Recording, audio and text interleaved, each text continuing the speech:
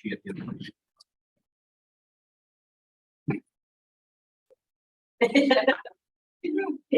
It's now 6 p.m. on November 7th, 2022, and the regular meeting of the Windsor Heights City Council is in order. Roll call. Susan Skiris, Here. Joseph Jones, Here. Michael Libby, Here. Lauren Campbell, Here. and Teresa Harms. Here.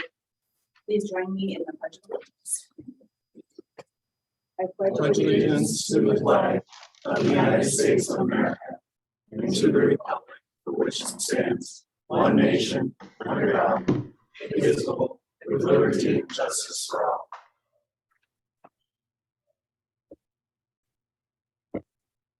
Approval of the agenda. Second.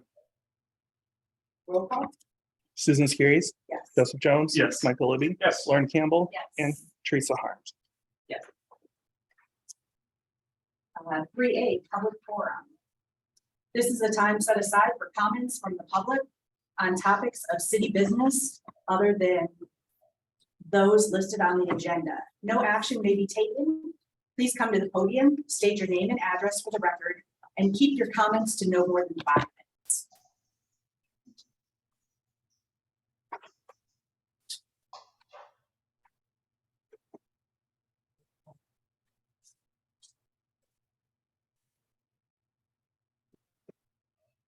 Good evening. Good evening. Hey. My name is Mike Swayze, and I'm with the Greater Des Moines Partnership. And my address is. There we go. Better? Usually I don't have to pull it up, usually I'm short up. Okay, we'll start again. My name is Mike Swayze, Greater Des Moines Partnership. My address is 118 7th Street, downtown. I'm here representing Greater Des Moines Partnership. We're a business organization that the city is a member of, and I wanted to give you a little update about our 5-year funding campaign. The Greater Des Moines Partnership is a public-private economic and community development organization, and we now have 11 counties involved in our. We now have 11 counties involved in the group and 24 chambers of commerce. And as I mentioned, we're out seeking 5-year funding commitments from all of our investors and our city and county partners. If you open the book to about the 3rd page, I'm just going to show it to you. It looks like this. It's blue and then white on one side. There's a little bit of a history of the Greater Des Moines Partnership. The organization was founded in 1999, and at the time it was a combination of taking a number of organizations and combining them together. It was a downtown development group, a brand new regional economic development group, and an old chamber of commerce and an events group. Combined the groups, ended up with a 3-county region and about 12 chambers of commerce at the time. And so, as you can see, there's some timelines there through the 2000s. We really started aggressively marketing and trying to grow the region. And we've seen quite a bit of success on the right side of the blue page there. That highlights the number of projects we've worked on in the economic development realm over the past 20 plus years. Moving forward, I won't go through every page, but if you put just a couple of pages after that, we highlight that our economic development group and really the regional projects that we're working on, and as well as some of the legislative advocacy efforts that we have that I know some of you have been involved in the past. Joseph is smiling. One of our key business big projects we're working on right now for the region is the Wayne International Airport Terminal project, trying to get that fully funded and across the finish line, getting close on that. There's many other regional projects as it relates to placemaking, whether it's the Water Trails project or Pro Iowa Soccer and other things that we're working on to help make the region a place that people want to live and continue to invest in. I'm not going to go through all these pages. We've got a couple of pages on COVID-19. I know you're not taking a vote tonight, so you can take your time to read through this book at your leisure. We have a lot of efforts around recruiting and attracting and recruiting workforce to the region. The Greater Des Moines region has seen the fastest population growth rate in the Midwest for just about a decade running now annually. And we really don't see any of that progress slowing down. So moving forward, We are going to continue to ramp up our efforts as it relates to marketing the region, both to businesses and to individuals. And a couple other things I'd like to point out. I don't know if I mentioned this yet or not. I've done a lot of these speeches here lately, but we have now grown to 11 counties and 24 chambers. I think I may have said that now that I said it. It feels like I've said it already. And we are probably as big as we're going to be. I think it's about as big as we're going to be. It's about 60 miles in each direction, all the way to Grinnell, that direction. And then we just added Mahaska County, Oskaloosa. So we're about 120 miles wide, and we cover about 28% of Iowa's population. And we do not cover Ames and Ames and Story County. And so if you add that in, we're closer. We do a lot of cooperative efforts with the Ames community and Iowa State University. Now we're talking about 30% of Iowa's population. So it's a pretty big reach. It's a pretty strong reach. As we move forward on legislative issues or on big business projects, regional projects, you've got a pretty significant voice when we're out marketing the region. And another point I like to point out is that I mentioned we're a public-private organization. We try to keep our public money at no more than about 10 to 15%. Currently, we're about 87 to 88% privately funded. We have over 400 private companies that invest in partnership, and then the cities and the counties that are in our region. And so we are here asking for a commitment of $2,500 annually. Your past commitment was $1,000 annually. We've kind of upped our minimum to $2,500. So we're essentially asking for the minimum that they would ask from any other city. And I know there's a couple of topics that Dennis and I talked about that are kind of key issues moving forward, and as it relates to economic development and Chamber of Commerce work. I know there's some challenges currently with Chamber and how we're going to get that positively moving forward. And we've already been in discussions with Meg Snyder, who runs our business resources group, which is really a Chamber of Commerce group, and already starting to brainstorm on some ideas as to affiliation or ways to strengthen your chamber. And then the other item was development property or redevelopment property, and how we can help to market your properties or your redevelopment areas that are available. And we have an expert team in place with economic development. We host a lot of prospects, getting the message out monthly, weekly to business prospects, and we work hand in hand with your team on whatever we can do to help assist and help market your properties. And then if there's ever an opportunity to land a prospect, then we also have experts on staff that work through the incentive programs, whether that might be state or federal incentive programs. And with that, it's kind of a quick overview of the Greater Des Moines Partnership, but I'd welcome any questions anyone has regarding what we do, who we are. Kind of a complex organization, but we do a lot. I know that it takes more than 5 minutes for sure. But, and I know we have an alumni sitting over here. Questions? Well, I have a couple, just out of curiosity. I think we answered a couple of them, but what do you consider your urban rural divide as far as representation of those 11 counties? Do you consider the partnership now serving more urban or more rural? Really, I mean, we serve the whole region, so we're serving both. The way we look at it is we're marketing to the country and to the world. And what we look at the urban versus rural opportunities as kind of inventory on the shelf. So if companies want to be in a smaller location, a smaller area, then they have that opportunity. We have certain types of land available in urban area that's not, or rural area that's not available in urban area. We obviously have a lot of office and warehouse and buildings going up in the urban core, so that sees a lot of activity. But it really just gives us opportunity to partner and go after additional prospects that might not be looking to be as close in the urban area. And sometimes that has to do with the cost of labor, utilities, land, price of buildings, things like that. Mm-hmm. So it really complements each other. How do you deal with, looking at your legislative advocacy efforts, how do you deal with the divide between urban and rural issues when it comes to your legislative agenda? It's tricky, that's for sure. I mean, if there's conflict, we generally will set out a number of priorities that we focus on for the year. We look at 5 to 8 priorities, and that will generally be a mix of urban and rural. And so we try to take the topics that are most important to the communities and top of this, we have a whole list of additional topics that we work on. So we try to do a nice mix of both and make sure we're hitting the most important topics. We're trying to break down.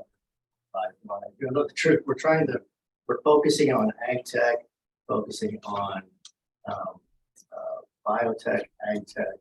Of course, we have insure tech. I mean, that's what we're really strong at, insurance, but also helping advanced manufacturing companies grow in the region. And a lot of the advanced manufacturing companies are companies that are looking to support the farm economy, the rural economy. So we're trying like crazy to break that down any kind of barriers there are. We know there's always going to be kind of urban rural probably a little bit, but we like to think that it's a region. And what's good for the rural part of the region is great for the urban part of the region, and vice versa. It's really good for all of Iowa.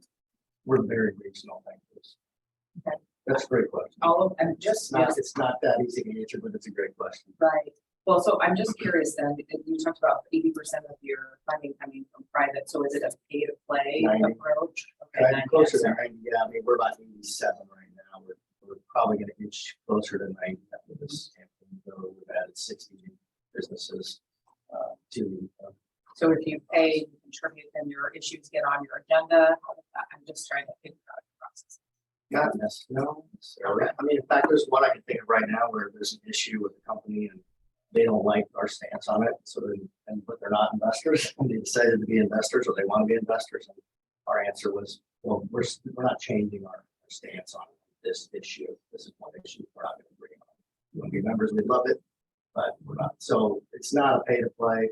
There is a category of businesses that are investing over $100,000 a year, and so they're on the chair circle. And so that's the only kind of difference. And there's in the back of your packet, there should be a roster of all companies that are members, and and it looks like this.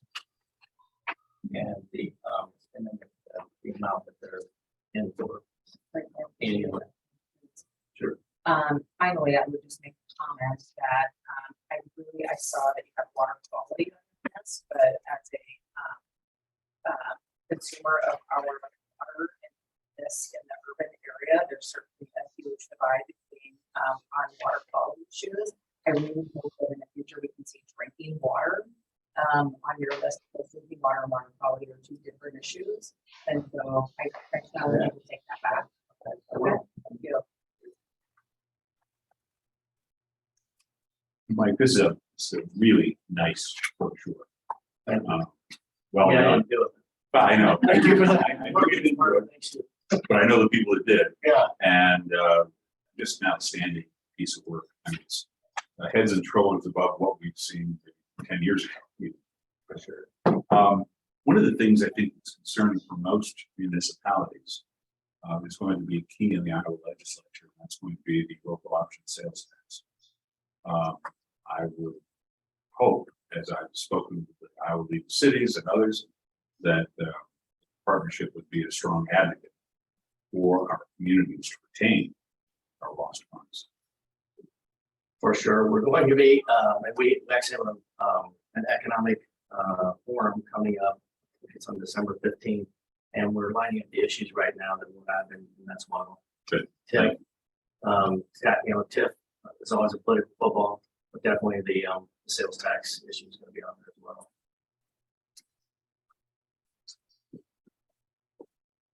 So when's the commitment of the $2,500? Well, so ideally, we'd like to have it by November 16th, but I know that's not going to work in your time frame. So the fact that I've been here and given the presentation, I can get on the roster and say, here, he's coming in the next couple of weeks. But we've kind of for budgeting purposes and take our finance plan to our finance committee for next year's budget. We're not allowed to actually count it unless it's a signed document, so. But we probably have, you wouldn't be dealing with coming in after that, when I do 10 or 15 additional. Or something like that, so.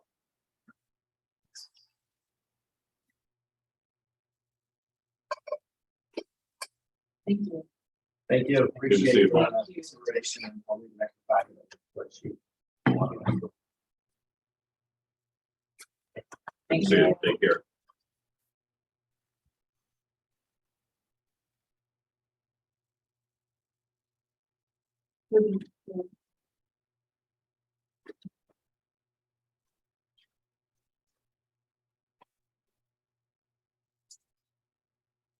Members of the council, good evening. My name is Bob Bishop. I live at 1128 64th Street. I've got 3 items tonight. We'll try to do real quickly here. But I can talk about one is regarding resolution 2022-43 and 2022-45 that passed at last week's council meeting. Years ago, a very knowledgeable and intelligent person said to me, "Bob, you don't know." And at time, I don't know what's going. That's prophetic for me, and to the point where I really don't know what I don't know. Don't know I didn't know. For instance, you don't know that I eat breakfast with 12-year-old grandson. Now, you may not know that the mass transit in Des Moines, Iowa was all electric up until they built the Victor Freeway, 235. And because when they built that, they had to remove the distribution center for electricity that ran all the buses and the diesel at that time. You may not know this year, for the first time in Iowa's history, 100% of electrical generation was green via windmills. One day we did that. So when the council passed that resolution regarding carbon neutral, that says a lot, and it really hit home to me. And I want to thank the council for that. More importantly, I think it's a SMART goal, a SMART goal, specific, measurable, attainable, relevant, and time. And I talked about a book last time that I had the long day wrong. It's called, for Bill Gates, #1 New York Times bestseller. I present this to the council. I wish I could get more of them. It's an awesome book. It details all about, you want to know about climate change and what we need to do. But what's really the thread that runs through that whole book is how government and private industry and citizens need to partner together, and how do we do that to solve this problem that we have. One example of that that's already taken place is they have banned the production of incandescent light bulbs. You can't buy them; they're gone now. You have to buy fluorescent or LED. That is the single most cost-effective act that an individual or government can do to change your life. Simple as that. Hope you enjoyed the book. I'm not going to give away the ending, but Plan B that these things is not a good plan for humanity. The second item I have is on 2022-45 was regarding tax abatement for development. Currently, we have 2 significant properties really here in the city, 63rd Hickman and 63rd University, that are available for development.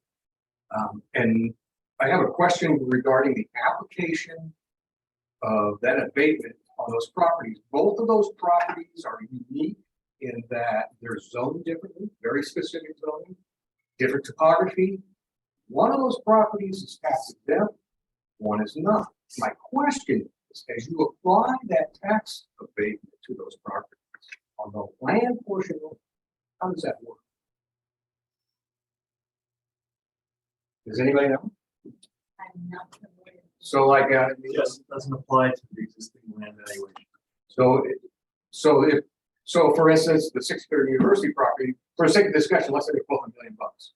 This one's paying $1 million in taxes today. This one's paying nothing. Developer buys it. Do they get abatement on that $1 million? Where the other guy doesn't get it, or do they both get it, or how's that work? The abatement is predicated upon that new valuation that's added from development. So regardless of the value of the property, now one could be $1, one could be $1 million. It doesn't start until the next dollar. So if, for example, there is a development that's progressing on the corner of 63rd right now, and let's say the valuation is $100,000. They come in and invest $2 million so that you're at 2.1. The abatement only applies to the additional $2 million that's added to that valuation. Right, so the land value up there, whatever, $600,000. So that $600,000 then becomes taxable to the city. Correct. Beautiful, thank you very much. I don't know. The last one is, I had a little handout there. Let's go through that real quickly. There's 3 documents in there for reference. I don't know who that guy is on the front page, but I'm sure he might be. I think I know all three of them. And this is just more feedback from the council. And again, I have one more question at the end. The first page talks about the comprehensive plan with the citizens, and it talks about communication. And I just wanted to give feedback. Guys, rock. We're getting the communication, giving everybody an opportunity to really put this back in place. Thank you very much. So that kind of is how are you doing on your goals? You're hitting them. You're hitting. Thank you. Second page it's actually a section from 20, same as the front 2017 comprehensive plan. And it goes through and talks about development of the entry to the city. One of those things that you look at in that one of the paragraphs, it talks about a signage out front. The first comprehensive plan back in 1995, which was like $360,000 in today's money from Kansas City, to put a sign. Finally got it done. Great. Got university done. Awesome. I never thought that happened. That is great. In that last paragraph on that page, it talks about the neighborhood there a little bit and how to develop that piece of property. And on the backside, it kind of shows the drawing, which one of the things you may not know is the original draft of that comprehensive plan. There was a paragraph there that quote, there's consideration of the unique character of the neighborhood of the South. There was a little bit more on that, but it never made it into the final draft. And I bring that up because for 32 years, that's been my next one. And it's likely to get developed here shortly. So I'm very interested in this future. The last page in here talks about, it's a section from the city code of ordinances. And I specifically want to reference section 170.09, 1A paragraph. I'll give you a second to read that, but most that pertains to our planning and zoning commission or committee. And it's like you don't know what you don't know. I don't know if they're all aware of what needs to happen when something like this happens. But I wanted to make sure that the council or somebody gives feedback to P&Z that they're aware of that requirement as far as providing notice to the neighbors. And on this topic of notices, publish in the paper. Well, most people don't take it. If you go to the Des Moines Register website, you can find all the notices, but it's not searchable. So if you go in there and look for a notice, public notice, you're going to be there for hours and hours and days and never find it. It's not you. That's a statewide issue because where laws haven't caught up with technology, and there's nothing we can really do about it. But we can make sure that the citizens get notice as it moves forward. There's a phone number. Give me a call. I'll do anything I can to help let the neighbors know what's going on there because I get a lot of questions and people talk. We never know what's right. So I just wanted to bring that to the council's attention. And I want to thank you for the time given me. Any questions? Dennis, you provided that the same way that we provide hearings for like city council meetings. So they go on the bulletin board at Hy-Vee, correct? Or in that lockbox in Hy-Vee, correct? Yes. Baker's Trust, is it? No, the posting locations are the vestibule at City Hall, the vestibule out here at Public Safety, and the vestibule at Hy-Vee. For site plan reviews, we actually mail letters to every one of the property owners within a certain footage of the project. So they also get a mailed letter to their home. So Required by law.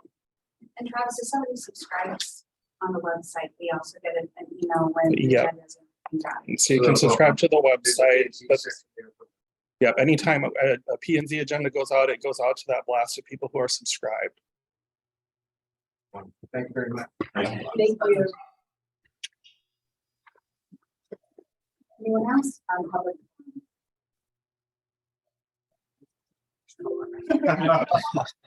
My fingers are doing way too much typing. We'll move on to 4, consent agenda. Motion, Second. roll call, Susan Skiris. yes. Joseph Jones. Yes. Michael Libby. Yes. Lauren Campbell. Yes. And Teresa Harms. Now we will move on to 5A, new business. Consideration of resolution number 2022-48, a resolution of appreciation for service to the citizens of Windsor Heights, Iowa by Eagle Scout Jamie Briggs. Motion, So moved. Second. It's actually 47. oh, 47.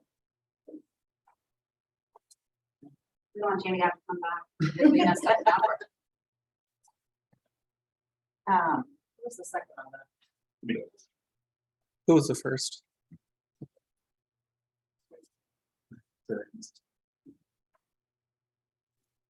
Resolution number 2022-47.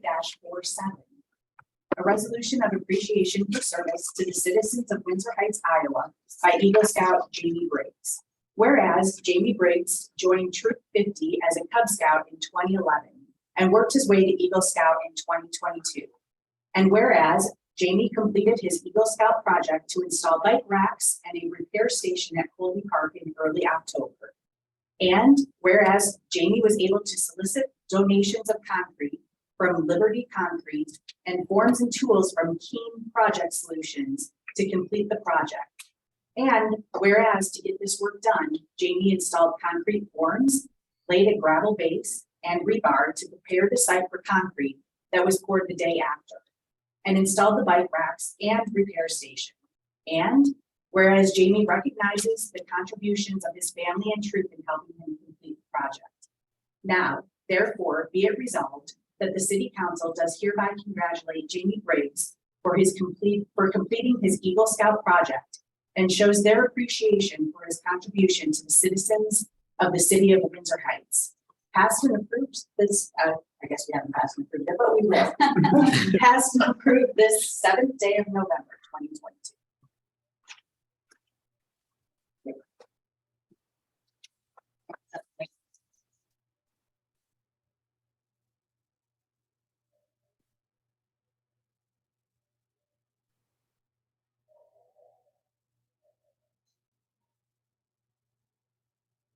Hold on to it there.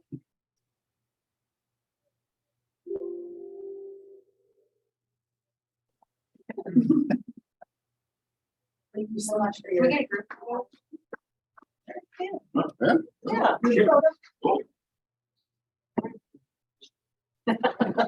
Maybe we could stay up. It's not all when we get celebrities coming. You can open that up too. Yeah. Where do you go to school? Oh, go to school. Oh, right. It's Who's going first? Oh, they're off.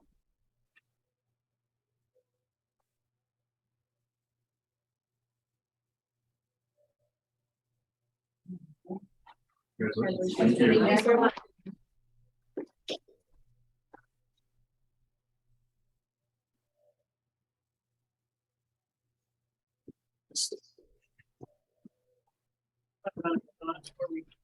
Yeah.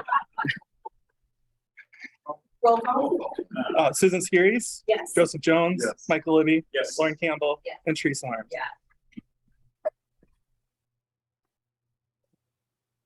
I think that one's. Now moving on to 5B, Windsor Heights tip and debt capacity summary. Motion.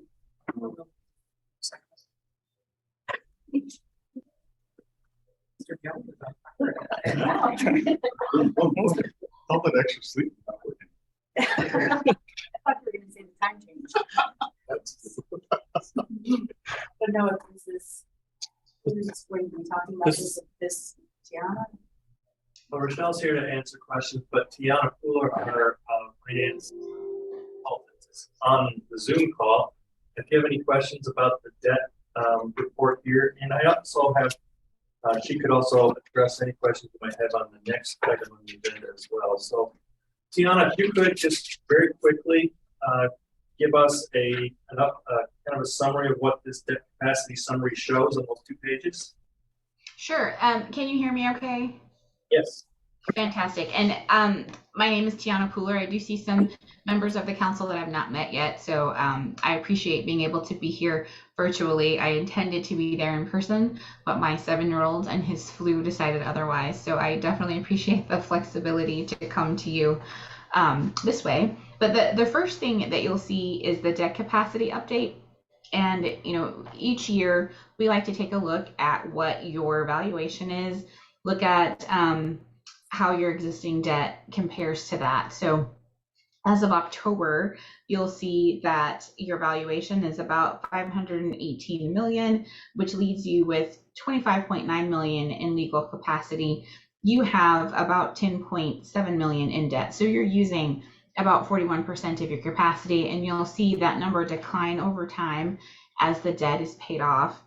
One thing that would also make your usage decline, of course, is as your valuation increases. But typically for this purpose, I like to be conservative and just assume sort of a flat valuation. So this is just sort of a point in time update as to where you are on that. Exhibit 2 just shows you what your debt looks like. That $10 million is being made up of these particular issues. So you'll see that 2016 A and B were done for Hickman. 2020 B was done for streets, trails, and sidewalks. And 2020 A was also for streets, trails, and sidewalks. And I get one thing to note is that capacity number is calculated after the June 1 payment is made. So, depending on if you do it before or after, you do have to take into account the bonds that are maturing on June 1. And then lastly, Exhibit 3 is just what your TIF summary looks like. This is another place where I assume that there's no growth in valuation. We're just looking at your resources from property taxes, any sort of projects that you might consider, your existing debt, and what that looks like in terms of your balance. We do show that there is a balance on row 19, but it's anticipated that as you do projects, that balance will get reduced for additional debt. So this is really just sort of a snapshot of where you are currently, and I'd be happy to answer any questions about any of that if there are any. Tiana, before you go a little further, can you also at least talk a little bit about the $10 million that we have identified under the budget for 6/30/23 and what that represents? That was, I think we were looking at some different options for potential projects in the amount of $10 million. That would have no impact on this portion of the TIF summary. Because it's just bond proceeds coming in and going out. The debt has not been included in this at this point, just because I think that that's sort of a moving target. I would point out then that, adding $10 million would, if you look back on your first sheet for your capacity, that would about double where you are in your capacity in your existing debt. So you'd be, closer to that 80%. With a borrowing of that size. Thank you, Tiana. Sure. Deanna, can you remind me, we had kind of a self-imposed, previous council, please note, had and the council had kind of a self-imposed, was it 75% of our debt capacity? I think it was 75%, and I recall that being pretty low. I think most of my clients are in that 80 to 85% range. So 75% I do believe is sort of the target that you were aiming at. I do want to point out though, you'll see that's going to go down every year. I think that we had maybe done some things where a year or two you had gotten pretty close to your sort of peak capacity, recognizing that with valuation growth and with the maturation of your debt, It was a really a finite point in time that you would be there. So I think that just as you're considering that, that's one thing to think about, is whether or not you're consistently at 75 to 80%, or if it's just for, 1 or 2 fiscal years as other debt is being paid. Thank you. Mhm. Anything further?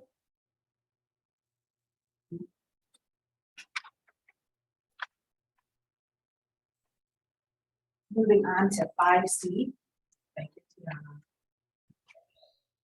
consideration of the TIP debt certification report.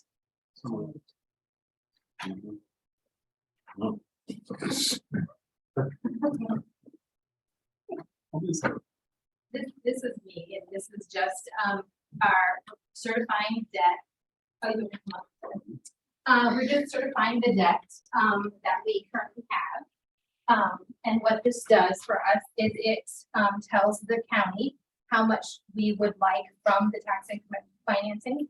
And it actually tells you on page 95 of 129, that we are requesting the maximum amount be generated. That amount will actually be determined by Polk County, in December. So we're thinking it's about $2 million. And that's what we'll use those funds to pay the debt, which Tiana just showed us on this, this summary right here. So that's what that's what pays for this. So, we just have to certify it and let them know that we still want those dollars. So that's what that is.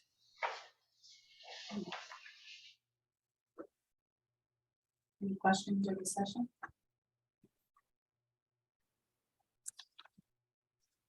Roll call? Susan Skiris, Yes. Joseph Jones, Yes. Michael Libby, Yes. Lauren Campbell, Yes. and Teresa Harms.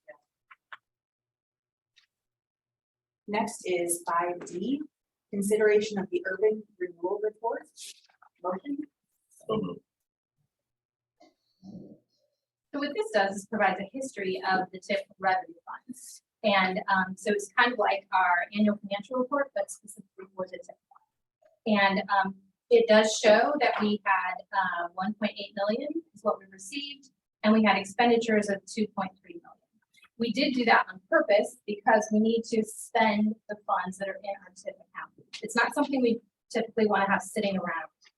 And that's one thing I did find when I came here, is that we had a huge amount in there. So every year we're trying to slowly whittle that down. But this is just a history, and there's still a cash balance of $698,000. And we'll actually use quite a bit of that next fiscal year. So, For 73rd Street. yeah. That's what we use it for. And just for background, so that came from the sale of 63rd and Pickett, I believe. Tiana, is that correct? Or- The balance? of Yeah. it? No, it's just the collection. It's just, that Oh, we- okay. it's We just, weren't that, spending. Okay. yeah, we weren't spending it like we should have, and we were so basically over collecting. So now again, we just have to use it for TIP projects. So it should be a plan. That's that. Any questions about that? If anybody wanted more information, I could give you days and days and days.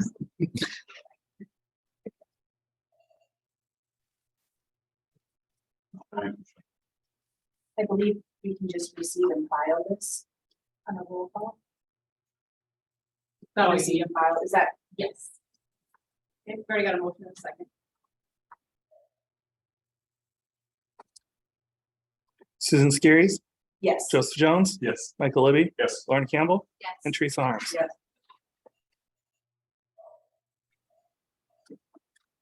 Thank you, Tiana. Thank you so much. I will let you go and handle your sick kid, and we'll have a lot more fun here at the city council meeting. Oh, thank you. I appreciate it. Looking forward to when I can join you in person. Thank you. We'll move on to 5E, consideration of the Icon Water Trails 2022-2023 jurisdictional support. Motion? So Second. Dennis, this is you. Kind of. we're a member of the Icon Water Trails Group. Teresa, you sit as the city's representative. And I met with one of their new staff people last week. They are in process of a staff transition. And each year they come back now. Last year was the first year, and ask for renewal of our commitment to the Icon Water Trails Group.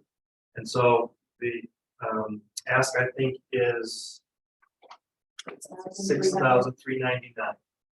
And so their Icon is just asking the city to confirm their commitment for another year. This is the same amount as previous. Yes. So I would be happy to provide an update. I know they've got a meeting tomorrow as well. So lots of good things they've been able to generate. When we had a report not too like a month or so ago, they just secured funding to start, I think, the Scott Avenue project. And so things are moving quickly to be able to get at least one of the developments done. The price came in right for it. So that was the big issue initially, was that it was the bids were coming in too high. So this one came in right on target. So that's going to start this next in the spring.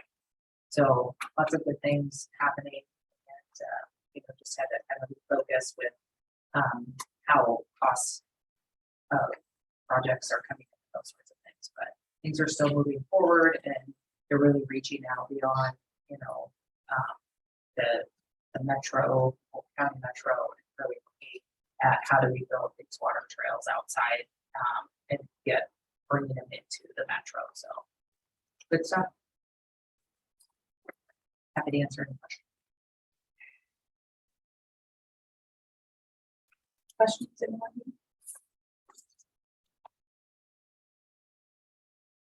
All right, roll call. Susan Skiris, Yes. Joseph Jones, Yes. Michael Libby, Yes. Lauren Campbell, Yes. and Teresa Harms. Moving right along to 5F. Consideration of residential tax abatement at 6720 University Avenue.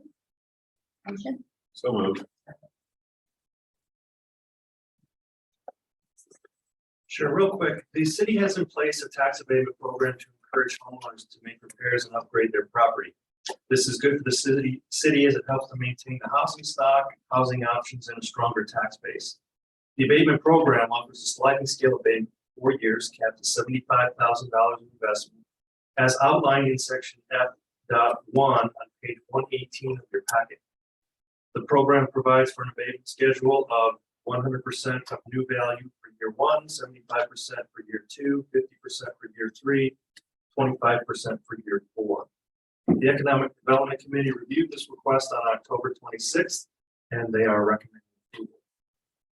I did have a note here that the applicant is in attendance to answer any questions you might have, but I talked with him today. He's on his way back from a family vacation in Minnesota, so he could not attend. I think Zach Bales, Henry.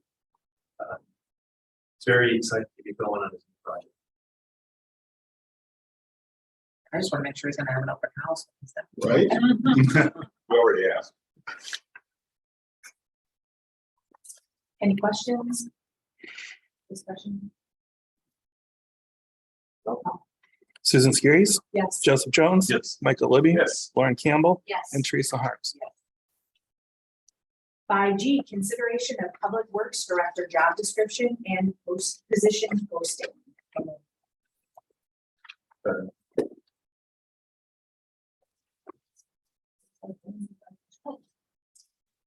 This is just a conclusion of the council's discussion of the special meeting we had last week. And you can see the red line of the existing public works director position. The idea was to remove some barriers from application, such as mandating a bachelor's degree to apply, as well as some basic certifications for technical competencies. So you can see that we've recommended a couple of deletions from this and maybe some explanations on the reporting hierarchy, but also some of these that are being removed will be reassigned to Bolden Mink, who is duly represented in the back of the room today, and we've had conversations about taking on these tasks. And he said, no problem, Dennis. So we're very confident that this is a compromise that could lead to additional applicants, which is the crux of the matter. So it makes sense. That was to be my big question, is where do these go, right? Like, they don't just disappear. So, so is that does that result in an agreement or an amended agreement? How does that happen? There will be an amendment to the current general engineering contract. And Justin, you can come up and talk to what we've already discussed, but he estimates that it's going to be a few hours a month additional work from Open Main to take on some of these certifications, these meeting attendance, and maintaining these relationships with some of our local partners. Did I say that right? Yes, Justin Ernst Boldman. Some of these, I tried to give Dennis some hourly things to it, but just couldn't because one of them was the right of way permitting. That's fun how many permits come in. The tasks and some of these other ones too that are serving the liaison. I mean, some of these have monthly meetings, so we know those. MS4 permitting, we do this a lot with communities that have this. Not so much in Metro here, have their own staff. But in Minnesota, a lot of our communities do that. So we're used to doing all that stuff. Just that is kind of a constant. The rest of them are kind of as needed basis with permitting things like that. So it's hard to put kind of dollar amounts to that, but we can do everything that Dennis and I talked about, I guess. So Did this give you user? doing it, Yeah. not really.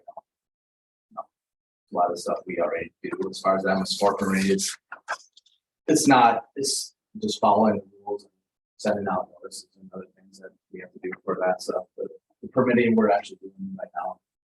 We've had a couple of them come in the last couple of months since they've been gone. So they hit or miss when they come in and when people do stuff. So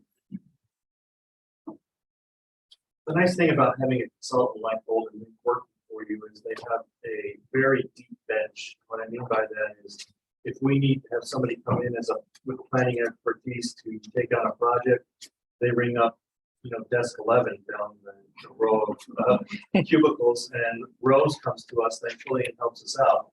So it's not a skill set that we have to maintain 12 months out of the year and maintain certifications and maintain education, where we have a large company like Golden Link down under some of these specialties.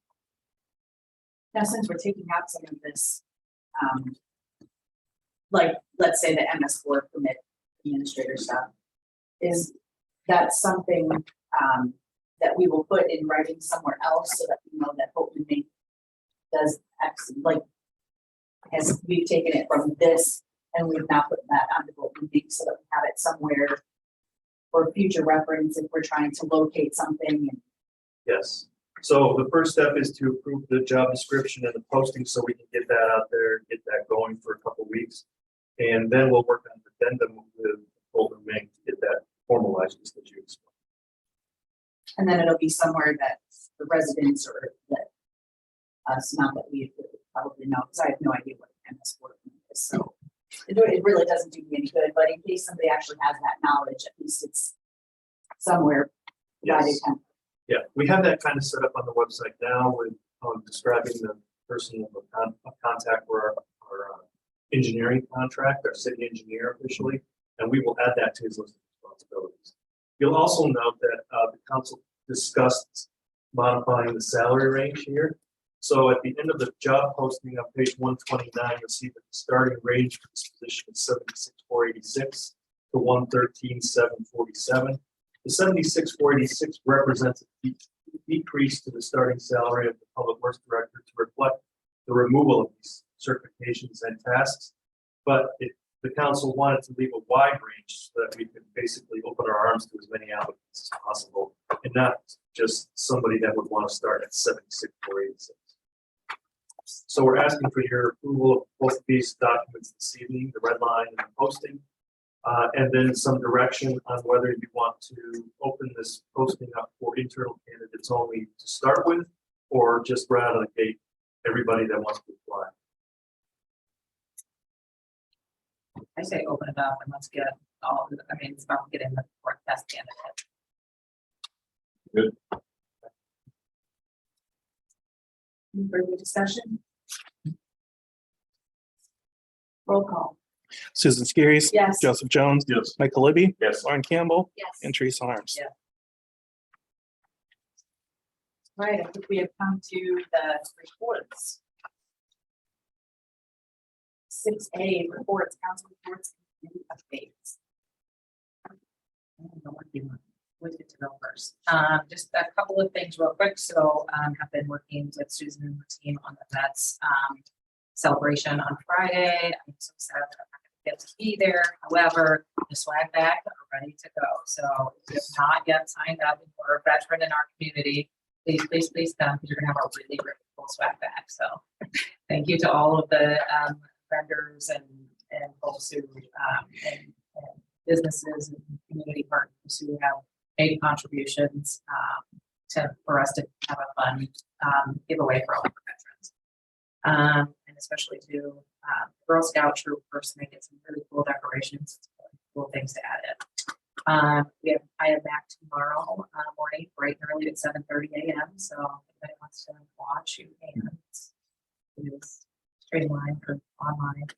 A couple of updates on Winter Wonderland coming up on December 2nd and 3rd. So just a couple of updates on that. Thank you to Adam and Dennis and the rest of the staff who've been helping kind of pull together all the little pieces to that.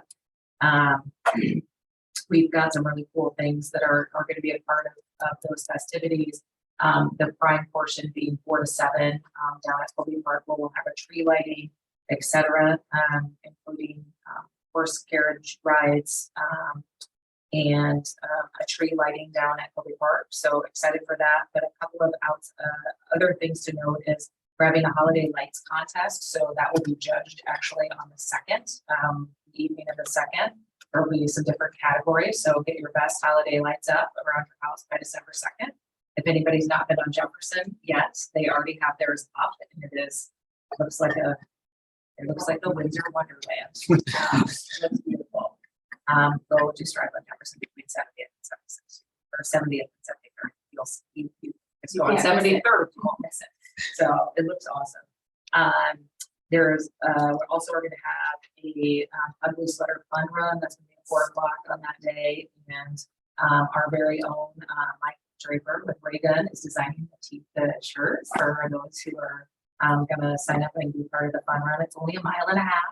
So, you can walk it, you can run it, you can do whatever, but come in your best ugly sweater or Santa costume, and prizes for the best dressed for that. And then finally, gingerbread house contest. So you can pick up your gingerbread kit from the city hall and we'll have a contest. And Adam, what did you say? How many people have already registered? We have 5 so far, 5 within a week. So it's getting good So, traction. And then those will be on display for judging from 4 to 5 on December that night. So lots more things, carolers and other activities. So look in your newsletter. Thanks, Bob, for bringing excited, and thanks to Adam for all his work on getting the newsletter put together every month for us. So I think that's it. Thank you. Lauren? The fall festival debrief finally happened, and there's some lessons learned and things that we're gonna add next year. So if anyone else has feedback or suggestions, please send those to me via email soon. Bravo meets later this month. There are 2 public art grants that are opening up for applications early next year that would be of interest for us here. There's the public art grant, and then there's also a separate grant for Icon Public Art. So public art that's connected to Icon Trails. And I know I sent an email before, but the Bravo ballot is Saturday, February 4th. So mark your calendar and let Travis know. Mr. Liddy. No. Just a couple of things. Looking forward to the veterans event this Friday. It should be really interesting. Hopefully we can find a flag. I think we can. I'm confident. Yes. But I have his name and he goes through his notes, so I'm Got gonna, that covered. I will find him. But kudos to the new economic development piece that was put out. And I think it's really positive to be able to talk about some things that are going on in the city as far as our business goes. And my next coffee with council will be Saturday from this time from 11 until 1. That's all I have. Is the coffee free or giving away coffee? I do. Might show up, I have lists of concerns. Start the line. Last month, we had our financial plan and strategic plan meeting for DART. To also talk about long-term financial planning. We have been discussing for a while now. That there's gonna come a point where it's going to be a lot of things coming to a head. How we fund DART. So we had a really good discussion about that and kind of thinking about what those strategic pressure points would be. So stay tuned. I think we're in a good spot, but the other cities are not necessarily in the same position that we're in for being small. And we're actually going to have a decrease, obviously, paying over the next couple of years. And so what that means for the rest is going to be something to be discussed along with however things turn out the legislature will then impact how we are able to continue to fund DART as a region. So that's one big thing. We'll start doing our budget workshops in January. And then, of course, at the beginning of this month, we had our regular meeting. Public was sleeping. So, it's going to be a huge loss for our region, right? I mean, all for 2 years, she's been there at DART, done a really stellar job of really juggling all of the disparate opinions and thoughts and all the things that are part of DART, right? So it's a lot to deal with. So it's going to be a big loss. Big deal for tomorrow. DART's free. It's election day, so riders can use DARTs for free. It's the polls, which is really important. And then you all remember somebody knows that when DART Central Station was built downtown, it's now been 10 years. So the week of the 20th and the 26th, DART's going to be offering free rides as a celebration for 10 years of Central Station. So that's all I got. I can't believe it's been 10 years. I know.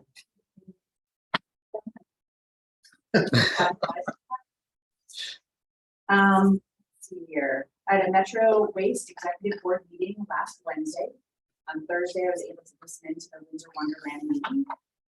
Veterans Day luncheon is on Friday, starting at 10:30 a.m. We have about 55 veterans and plus ones. Actually, I now done a kind of a count and we're up at 62, I believe.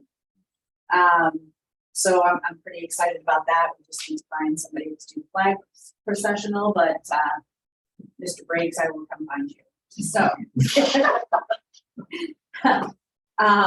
I have a Metro Waste meeting next Wednesday and it's at the Grimes facility. So I can't wait to see what they will be showing us and showcasing to us about their MRF and everything else that they have, because it's such a cool new facility that I learn something new every time I've been there. So I'm looking forward to it. And then I just want to take the time to say thank you to paramedic Brian Jones and EMT firefighter Brett Merciel for purchasing the candy for trick or treat out of their own pockets this year to go around at Halloween. It shows how much the fire department staff cares for the community. I know that I heard from many happy children and adults that they received full-size candy bars until they ran out from the firefighters and, of course, the dog. I think the dog was a big hit, but then also thank you to Chief McCluskey for looking into and hopefully soon resolving some issues that residents who live on the border of Des Moines and Windsor Heights seem to have when they call 911, as it usually will bring you to Des Moines Dispatch. Residents are being put on hold to be transferred to Westcom, but then that doesn't always happen. So then you have to repeat your address before being told to call Des Moines Dispatch, but you need Westcom. Then you're put on hold again to be transferred. It's frustrating for someone who is in the midst of an emergency to know that you call 911 for help, but it takes a few tries to get to the correct dispatch center. It's not like those of us who live on the border can hang up and call the other 911 number. My husband and I have had to call for assistance from the fire department for our neighbor twice in the last 2 weeks. The first time we called, it was not a good experience, and Chief McCluskey was able to use our call as a learning opportunity for a newer dispatcher. The second time that we had to call, it was a great experience with Westcom Dispatch, but I did call it using the non-emergent number, I remember. So just thank you to Chief for looking into this for the residents who live close to the border of the cities. In closing, I received a phone call from someone who was able to have the fire department come out to check out the smoke detectors in their house. Paramedic firefighter Garrett Foreman went to the house and showed the owners where they should add more smoke detectors. In all, the house did not have enough smoke detectors, so now they are looking at adding in 6 more smoke detectors for a grand total of 7 in the house. Thank you to Captain Boyle for putting together this project. I know this is a service that the fire department offers our residents year round, not just in October. So that was when it first came out and was advertised. So a big thank you to the fire department staff. I know it was well liked by the residents that actually used the project, and the person who had the smoke detectors thought they were doing well with 1 smoke detector until they found out they should have 7 in the house. So I'm glad that they were able to have that taken care of. But now I go, how many should I have in my house? So, Dennis, That's it. Thank you. all right. Motion to adjourn. Roll call. Susan Skiris, Yes. Joseph Jones, Yes. Michael Libby, Yes. Lauren Campbell, Yes. and Teresa Harms. It's right. Hey, free to go. Okay.